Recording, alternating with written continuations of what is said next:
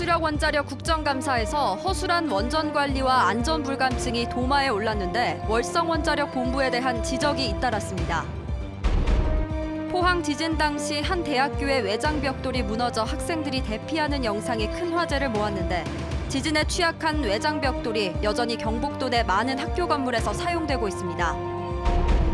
경주시가 내년에 일몰제 적용을 앞두고 미개설도로 16곳의 사유지를 보상하고 본격적인 공사에 착수할 계획인데 도로 선정 과정이 적절했는지를 두고 논란이 일고 있습니다. 여러분 안녕하십니까? 한국수력원자력 국정감사에서 허술한 원전 관리와 안전 불감증이 도마에 올랐습니다. 특히 월성원전에서 계획 예방 정비 항목이 상당수 누락된 사실이 드러나 근본적인 관리 시스템이 개선돼야 한다는 지적입니다. 박성아 기자입니다. 손 사장님. 원자력 발전소의 안전한 관리와 운영을 위해 정기적으로 실시하는 계획 예방 정비. 원전 안전을 위해 필수적이지만 지금껏 정비는 엉터리로 이뤄졌습니다. 그런 일이 있었던 것에 대해서 지난 3년간 한수원은 823건에 해당하는 작업 항목에 대해 예방 정비를 수행하지 않았고 중요도가 높은 A등급이 무려 115건에 이릅니다. 월성원전 3호기가 221건으로 가장 많았고 월성 4호기, 월성 2호기 순으로 나타나 월성원전이 전국 원전 가운데 63%나 차지해 관리 시스템에 근본적인 문제가 있습니다. 800몇 건 중 516건이 월성 원전에서만 이루어집니다. 대부분이 누락이 제일 많고요. 그중에서 월성 3호기가 제일 많습니다. 그래서 이거는 제가 보는 좀 문제가 있는 것 같아요. 누락되는 거는. 철저히 살펴서 재발 방지를 하도록. 월성원전 주변에 살고 있는 주민들의 건강 문제에 대한 지적도 제기됐습니다. 주민들이 마시는 수돗물과 소변에서 방사성 물질인 삼중수소가 발견됐지만 이주 지원 대책은 마련되지 않고 있습니다. 그 내부 피폭에 의한 그 건강 피해는 당장 그 결과가 드러나진 않지만 결과적으로 보통 방사성이 있는 물질이기 때문에 마셨을 경우 몸의 부위에서 암을 또 유발할 수 있는 가능성이 있는 것은 사실입니다. 원전에 임시 보관 중인 사용 후 해결료 역시 포화 상태로 대책 없이 방치되고 있고 인근에 400만 이상 살고 있는 주민들은 위험에 노출돼 있다고 질타했습니다. 400만 이상이 살고 있는 그 지역 주민들이 이렇게 불안전한 사용 해결료를 그 장소에 그대로 보관하는 것을 단 한 번의 실수가 돌이킬 수 없는 대형 참사로 이어질 수 있는 원전 사고. 매년 반복되는 지적에도 원전의 허술한 관리 감독은 개선되지 않고 있습니다. MBC 뉴스 박성아입니다. 내년에 퇴역하는 선플라워호를 대체할 울릉 포항 간 대형 여객선 우선 협상 대상자 선정 공모에 3개 선사가 신청했습니다. 신청 선사는 포항 울릉 선사인 대저건설과 강릉 울릉 선사인 시스포빌, 그리고 신생해운사인 울릉 독도해운으로 경상북도와 울릉군은 평가위원회의 심사를 거쳐 이달 말까지 우선 협상 대상자를 선정할 예정입니다. 신규 건조 여객선은 2,000톤급 이상, 최대 속력 40노트 이상으로 운항 통제 최대 파고가 설계 기준으로 4.2m여야 하고 오전에 울릉에서 출항하는 대신 연간 51억여 원의 손실 지원금을 받게 됩니다. 포항 지진 당시 한 대학교의 외장 벽돌이 무너져 내리고 학생들이 대피하는 영상이 큰 화제를 모았는데요. 이처럼 지진에 취약한 외장 벽돌이 학교 건물에 여전히 많이 사용되고 있어 개선이 시급합니다. 김철승 기자가 보도합니다. 2년 전 규모 5.4 포항 지진 당시 한동대 건물 외벽이 우르르 무너집니다. 다행히 다친 학생들은 없었지만 많은 학생들이 위험에 노출됐습니다. 올 5월에는 부산대 미술관 건물 4, 5층 벽면의 벽돌이 떨어져 아래에서 일하던 환경미화원 한 명이 벽돌에 깔려 숨졌습니다. 우리 주변에는 벽돌로 외벽을 마감한 학교가 수두룩합니다. 경주와 포항 지진 전까지 벽돌은 학교 건물의 인기 마감재였습니다. 벽돌은 친환경적이고 시공성 용이하고 보기 좋다고 사용한 것 같습니다. 도내 벽돌 마감 학교 건물은 1260여 동, 이 가운데 금이 가는 등으로 보강이 필요한 건물은 255동으로 파악됐습니다. 전국적으로도 벽돌 마감 학교 건물이 전체 건물의 28.6%인 18,000여 동에 이르고 이 가운데 위험이 있어 보강이 필요한 건물이 2,900여 동으로 파악됐습니다. 교육부와 도교육청은 위험성이 있다고 판단한 건물에 대해서는 오는 2021년까지 보강을 마무리하기로 했습니다. 대상학교 255개교가 있는데 내년부터 예산을 반영해갖고 조속히 개선해 나가겠습니다. 또 심각한 지진 피해를 겪은 포항과 경주 교육청을 중심으로 일선 교육청은 학교 신설 시 최대한 벽돌 마감을 하지 않기로 했습니다. MBC 뉴스 김철승입니다. 포항시는 오늘 리튬 2차 전지 생산 기업인 주식회사 에코프로 및 중국 GM사와 전기차 배터리 재활용 사업에 관한 투자 양해각서를 체결했습니다. 특히 국내 기업인 에코프로와 함께 투자를 약속한 중국 GM 주식 유한회사는 배터리 리사이클 분야에서 세계 최고의 기술력을 보유한 회사로 평가받고 있습니다. 에코프로와 중국 GM은 전기차 배터리 재사용과 관련한 합자 회사를 내년에 포항에 설립하고 투자를 확대하기로 했으며 포항시는 사업 부지 제공과 각종 인허가 및 민원 해결 등에 적극 협조하기로 했습니다. 경주시가 내년도 일몰제 적용을 앞두고 오랫동안 개설하지 않은 도로 16곳을 내년부터 보상과 본격적인 공사에 들어갑니다. 의회에선 도로 개설 구간 선정이 형평성이 맞지 않고 소규모 도로는 빠져 있다며 대책을 요구했습니다. 임재국 기자입니다. 경주시 성동동 경주역 뒤편에 있는 통일신라시대 건물터인 전랑지입니다. 이곳은 문화재 발굴이 진행 중이고 인근 도로는 오랫동안 도시계획시설로 묶여 있어 각종 불편이 이어지고 있습니다. 시간이 많이 걸릴 뿐들 아니라 도로를 제대로 포장도 해놓지도 않고 그냥 비포장에 덜컹덜컹하고 하니까 엄청 불편하죠. 전랑지에서 경주시 동천동을 잇는 도로와 하루정 노타리에서 운항사로 가는 구간 등 오랫동안 공사가 이루어지지 않은 16개 구간의 도로 건설이 본격적으로 추진됩니다.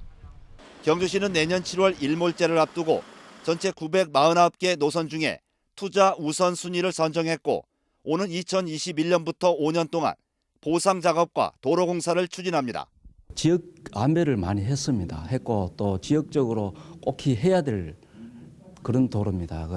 이번에 하지 않으면 앞으로 도시 구조라든지 도시의 도로 골격에 상당히 영향을 미치기 때문에 장기 미집행 도로 개설에 대해 경주시 의회에선 투자 우선순위가 시가지에 치중됐고 소규모 도로는 빠져 있어 내년 일몰제 이후 재선권 소송 등에 대한 대책이 부족하다고 지적했습니다.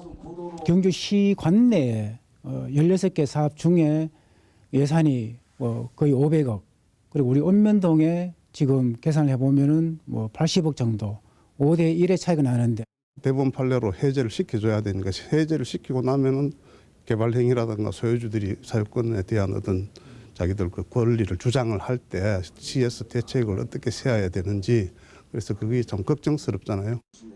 이에 대해서 경주시는 투자 우선순위는 도로의 필요성과 지역 상황을 감안해 결정했고 소규모 도로에 대해선 이 사업과 별도로 지자체장의 도시계획도로 재지정과 결정을 거쳐 추진하겠다고 밝혔습니다. MBC 뉴스 임재욱입니다. 경주시의회는 오늘 제246회 임시회를 열고 오는 25일까지 5일간의 일정으로 조례안과 기타 안건을 처리합니다.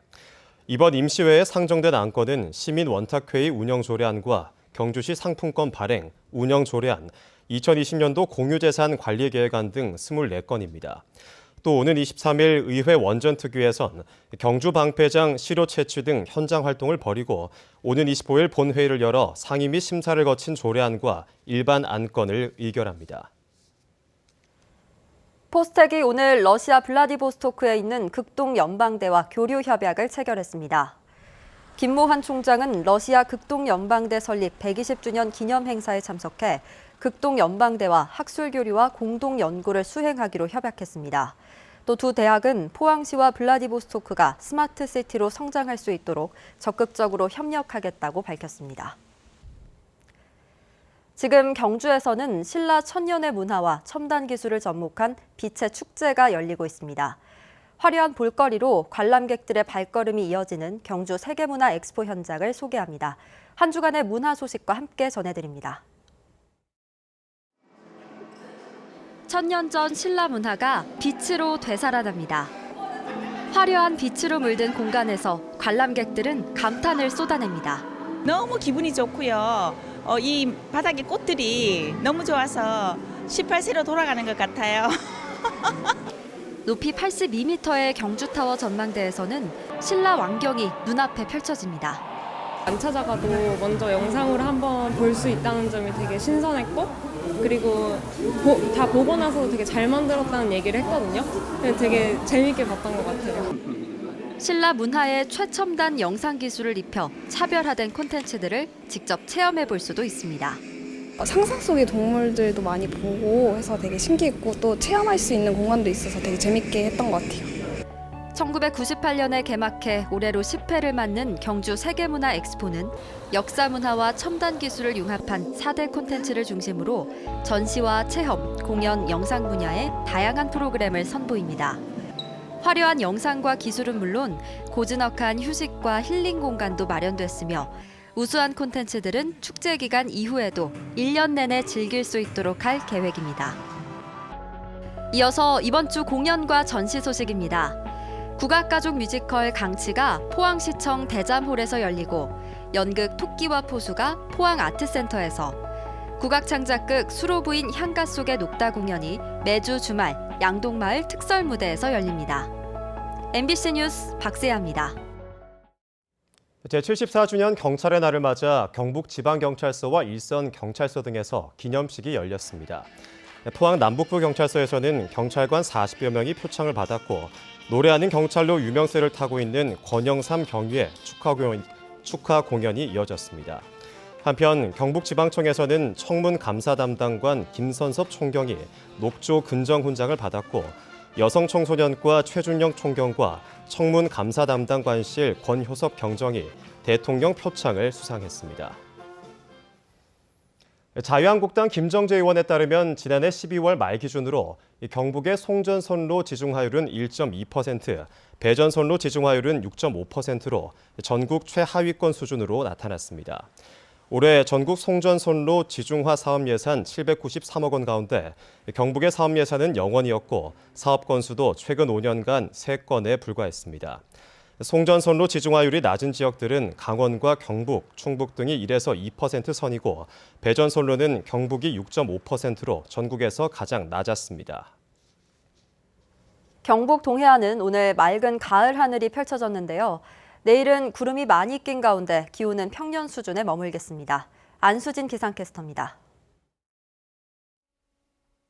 오늘 하늘 한번 올려다보셨나요? 파랗게 펼쳐진 하늘에 마음까지 탁 트이는 하루였습니다. 내일 아침에는 가득 낀 구름이 이불 역할을 해 다소 포근하게 출발하겠습니다. 낮 동안에는 오늘과 비슷한 기온 분포를 보이겠고요. 가을 바람이 약하게 불겠습니다. 하늘 표정은 다소 흐린 가운데 미세먼지 농도 좋음 수준으로 공기에 대한 걱정 안 하셔도 되겠습니다. 내일 동해 남부 먼바다에는 강한 바람에 물결이 높게 일겠습니다. 자세한 내일 날씨 알아보겠습니다.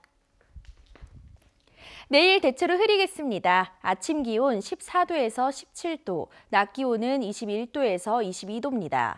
울릉도와 독도의 하늘 표정도 흐리겠습니다. 아침 기온 울릉도 15도, 독도 18도, 낮 기온은 울릉도 18도, 독도 19도입니다. 동해상으로는 흐린 하늘이 예상됩니다. 바다의 물결 동해 전해상에서 최고 3m까지 일겠습니다. 목요일에는 한 차례 비 예보가 들어있고요. 비가 그친 뒤로는 낮 기온이 내림세를 보이겠습니다. 날씨였습니다. 한국농수산유통공사가 관리하는 농산물 비축기지에서 최근 5년간 농산물 폐기량이 만여 톤에 이르는 것으로 나타났습니다. 강석호 의원의 국정감사 자료에 따르면 비축기지에서 폐기된 농산물은 배추 2,500여 톤, 무 4,300여 톤, 양파 3,100여 톤 등으로 사유는 장기 보관에 따른 품질 저하나 식용 불가 등으로 나타났습니다. 강 의원은 비축기지의 위생과 안전관리를 강화해 농민들이 피땀 흘려 만든 농산물이 폐기되는 일이 없어야 한다고 강조했습니다. 영덕군 달산면 옥산이 자연숲에 산성계곡 생태공원이 조성돼 오늘 개장했습니다. 영덕군은 생태공원에 체험시설인 네트 어드벤처가 설치됐고 인근에 옥계계곡도 위치해 있어 관광객 유치에 도움을 줄 것으로 기대하고 있습니다. 환경부는 미세먼지를 줄이기 위해 포항 등 전국 10곳에서 자동차 배출가스 특별 단속에 나섭니다. 환경부는 오늘부터 다음 달 중순까지 적외선으로 오염물질 배출량을 측정하는 장치인 원격 측정기를 이용해 차량 배출가스 농도를 측정합니다.